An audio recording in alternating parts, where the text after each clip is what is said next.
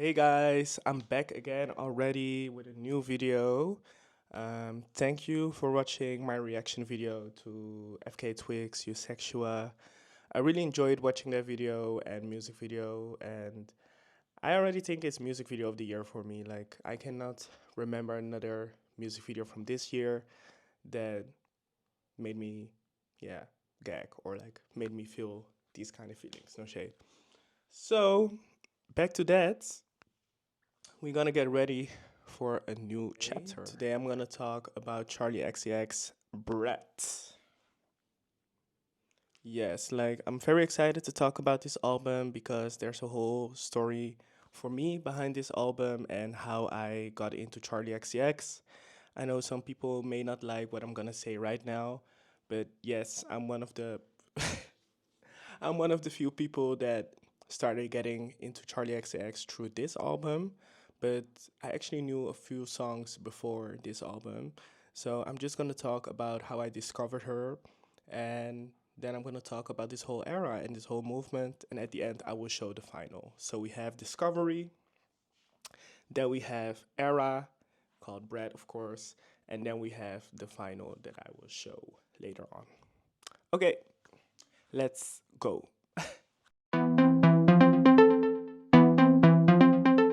So I discovered Charli XCX in the beginning of the 2010s. True, I love it of course, and boom, clap. I wasn't like very familiar with her back then, and I actually didn't even know who she was because I only watched the I Love It clip like a lot, and I didn't see any faces or like I could not see her face. So I didn't even know I was listening to her, but I was. And with Boom Clap, I saw her face, and yeah, it was just a cute song, but it wasn't like, okay, let me get into Charli XCX now. I was also very young back then, so I wasn't like really on that, like searching for music a lot. But I still know that it was a very, yeah, it was a moment, like the song Boom Clap in Europe then. After that, a few years later, Fancy came out, and that was a big hit also, and she was a future artist on that. But I still wasn't like, oh, let me look up who she is or stuff. I just knew her as the girl that sang the chorus of Fancy. So, yeah, that was just it for that era. Fast forward to 2019, 2020, I think. I discovered a very iconic Charli XCX song, and that made me actually more interested in her unique sound and who she was as an artist. And I think everybody knows what song I'm talking about, like especially if you're a long Charli XCX fan, you know what I'm talking about, and I'm gonna insert the clip right now, and then you know why and which song it is. So let's ride. Bitches know they can't catch me. It was of course Vroom Vroom, like I don't know, but something about that beat and the vroom vroom, bitches know they can't catch me, like that was so catchy. Like I was like, oh, I fuck with this. And then the beat switch, and then going from hard, like let's ride, to like very mellow and soft, like at the same time. I love the switches. So I was like, who is this person? Let me really get into her because this was more the sound I really liked of her. So I started to check her out more. But if I have to be honest, I was still not totally locked in. I was like, okay, vroom vroom, but the rest didn't like really catch my attention like that. So I added vroom vroom to my playlist, of course. So I listened to that for a very long time, and yeah, that was it for then. But fast forward to 2022 again. I was on Twitter again and stuff, and I saw a lot of posts about Crash, like Crash the album art, and just a lot of hype around this album. So I was like, okay, like I need to get into this. So yeah, I was like, okay, let's see what this album is giving. Like, what is Crash about and stuff. And if I have to be honest again, it didn't grab my attention like like that badly. And it's not. I'm not saying it's a bad album or something, but I just think it was not like my kind of music yet. So I was like, I'm not really into it, but I appreciate what she's doing, and I think it's still quality music though. And after that, I just saw a few performance clips of her coming by, and I was like, oh, she's a very great performer. And I was like, okay, I need to get more into this and see like what it's giving. And then I watched her Coachella performance, and I was almost sold. I was like, I'm almost there, almost there. I was almost sold. I was like, okay, she's a really good performer, and she was dancing and she was singing, and it just looked like a lot of fun. And I was like really getting into her. But then I heard two songs, and I was like, oh, I really loved it. The first one was Baby. Like, I love the sound, like, baby. Baby. You know, like that was everything. And then I also heard the Welcome to My Island remix. Like that was such a vibe. And that she did the Macarena. I don't know how we call it nowadays. But that was so much fun to see that. And just like having a little silly moment in between, but still being kind of serious about it and just having fun. So then I was like, okay, I need to keep her on my radar. I need to keep her on my radar, like for sure. But now we are gonna go to the BRAT era because that is the era that got me to buy this vinyl. Because the thing is, I don't buy a lot of vinyls, but like if you really, give me that energy or like feeling of like, ah, I need this, then I will buy it. And I had that with BRAT. So let's talk about this era. The BRAT era. How did this started for me? Well, I was on Twitter again, of course, and I saw a lot of buzz about this album cover. Like a lot. Like people were hating it, people were loving it, people were like, what's going on? People were making memes out of it, and it was just a lot of talking. And I was like, what's going on again? Like, what's tea? Why is everybody talking about this album cover? Like, what's going on? I didn't even knew back then that this was the album cover for BRAT, but I just knew a lot of people were like, just going crazy about it. And then I started watching the Van Dutch music video, of course, and I really loved it. It was really crazy and just all over the place. And she was kicking shit and jumping out of a plane and spitting. I don't know. She did a lot of stuff, but very bratty. But bratty in a fun way. Like, oh, like I really fuck with this. So yeah, but then if I have to be honest again, don't hate me. Like this sounds like I'm like only a hater, but I'm not. But I don't really like the samples Charlie sometimes uses. And it's not that I don't like the song because I still think the sample is used very good and the song is still a good song, but it's not like my type of song that I would listen to or sample. Like it was also the same with like the collab with Rina and yeah, the collab she did with Rina. I also didn't really got into that song because I didn't like the sample. So for me, it was a dope music video, but the sample didn't like really hit it for me. So then I was like, okay, it's a cute song, but I was curious what she was gonna do next. And then she released back to back club classics together. And at first I was like, okay, it's cute, it's nice. And then after a few times, I was like, okay, these are bangers. Like that just makes me wanna go up and party. Like when I go to the club, I wanna hear this club classics. Like I just want to party. Like when I heard that song, I was like, let's fucking go. And back to back, like she said back to back, like I don't know, 140 times, too many times, but it wasn't too many for me. There's always like such a song structure that every mainstream artist follows. But that song didn't have that structure, and I really loved that she did that. So yeah. Okay, after that, something else happened that was very iconic to me, and I think that was a very great marketing strategy. So yeah, I think most of us knows what I'm gonna say, and it's of course the bread wall. The bread wall was such a moment, and it also went viral again on Twitter, and everybody went to the bread wall when she did like the 360 preview, of course. And it was just such a vibe. I was like, what's going on? Like, the buzz was like crazy about this. And the song she previewed when she was like in that car or like on that truck, like standing and just being a total brat in a good way. It was such a moment. Like I was like sold. I was like, okay, this is something else. This is gonna be a big wave of something. I don't know what, but it's gonna be an era like that we're not gonna forget. And she previewed 360 I was sold.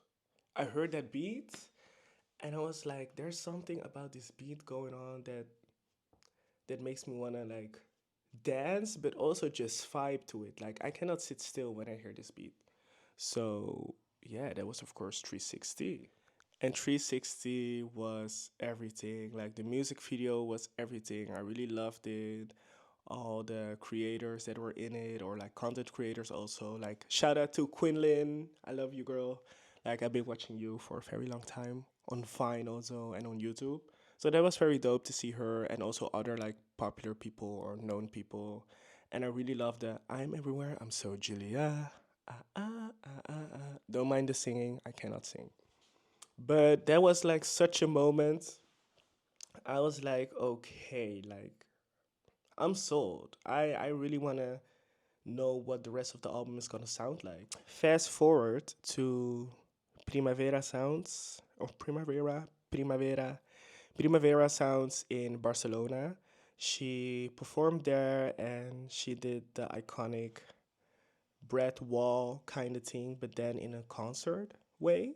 But this really got me fucked up. I was like, whoa, this looks so much fun, and everybody was just screaming, having fun, and she was just by herself on stage. But it was everything. Like there were like no other people needed or like extra things because she was giving the energy, and I think the album also like really gave that energy like I want to rave and I want to dance, and you don't always need to have all the dancers or special like, well, she had a lot of special effects, but I think the special effects like fit perfectly with the era. But it was just such a moment. But then after that she did something again that made my brain like go like, I need this right now. And that was when she performed Everything Is Romantic. Bad tattoos on the tan skin. Jesus Christ on a plastic sign. Born in love again and again. Winding roads through manual drive. When she performed this song, I really wanted to listen to it like right now, like in that moment. Because it was just so good, and the different elements, like it was first very soft, very classical, and then all of a sudden this baila funk beat drop comes through, and then all of a sudden the techno, hits even harder on it later on in the song, and I was like, what is going on? I think I got goosebumps when I watched that clip. But the only thing I wanted to say, Charlie, like, why is the song so short? Come on. We need a second beat drop, so I hope that will be on the remix album. So then the album got released on the 7th of June, and I right away started listening to it, checking it out.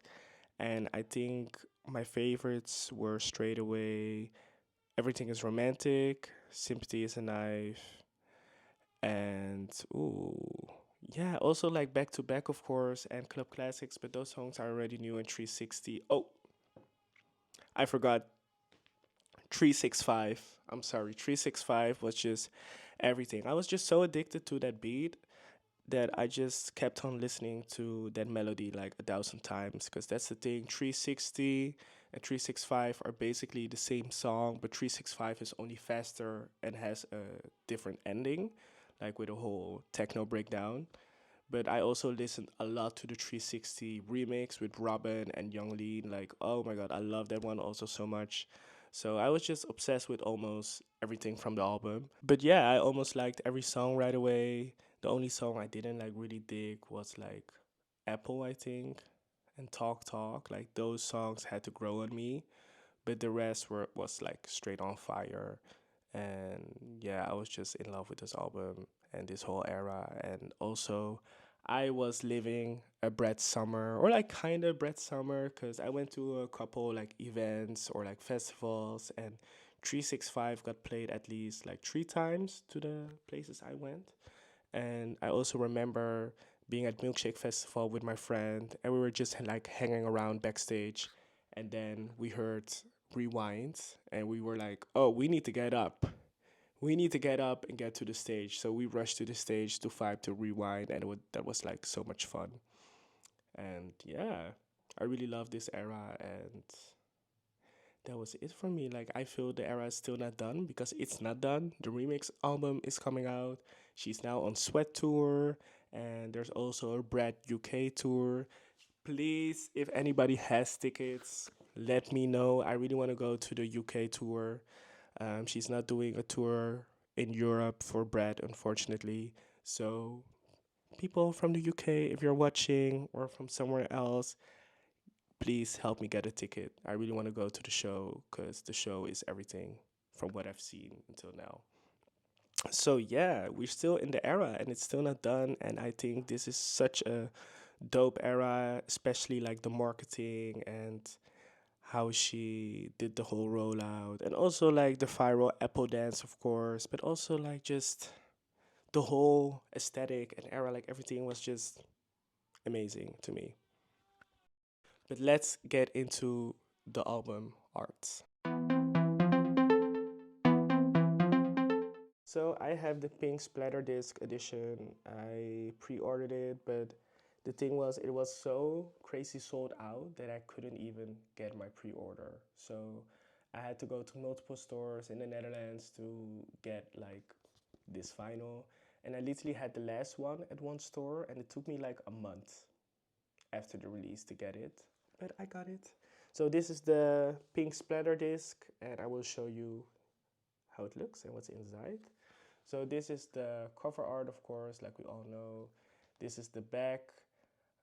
I think she did this on purpose, but I low-key hate that there's this sticker on it and that you literally needed to rip it out to open it. So you could not like keep it cute, very demure, and like, no, that was not possible.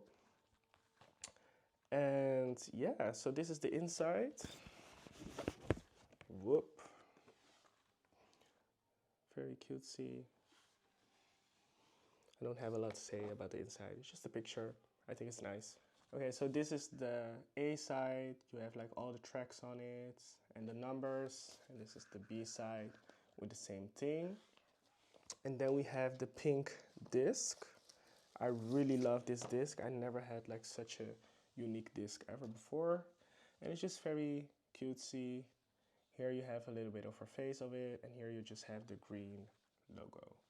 After that, we have the Charli Xcx book. I don't know if you see it right. Yes. And there are just like a lot of pages with all her songs on it. Oh, my lighting is a little too bright.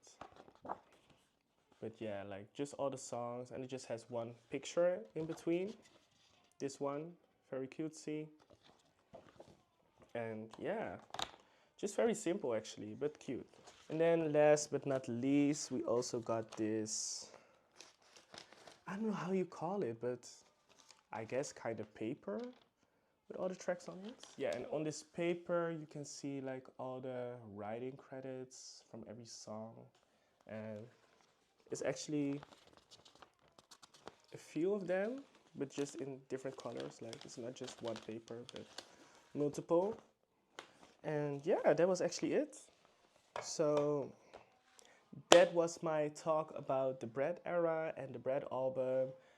I want to thank y'all for watching and give me some tips. Like I'm just starting this out and this is the first time I'm doing like a talkative video like this. So yeah, let me know what you think. Like, subscribe, of course. Check out my other videos and until next time. Bye bye.